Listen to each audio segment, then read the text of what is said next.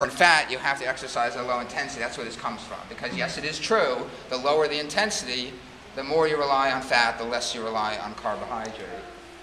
But then as the exercise intensity increases, we move along this sliding scale, and we start using less and less fat and more carbohydrate, until we get to a very interesting and important marker in exercise physiology called the lactate threshold. And that has more performance issues associated with it, so we won't really get into that. But once you go above your lactate threshold, which is the highest intensity that can be supported just by aerobic means, specifically by aerobic means, or solely by aerobic means. Once you get above your lactate threshold, you've introduced now an oxygen-independent or anaerobic component.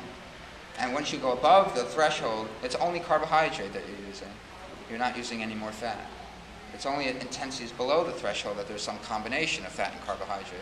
And when you're right below the threshold, it's almost all carbohydrates, maybe 95% carbohydrate, 5% fat, or something like that. And if you're down here, way below your threshold, it's more fat and less carbohydrate. Okay? Standing up here right now, I'm using more fat and less carbohydrate. You see my butt shrinking as I'm standing here? But I might be using a little bit more carbohydrate because I'm so pumped up. My heart rate's going because I'm so pumped up, I'm so excited, so I might be using more carbohydrate.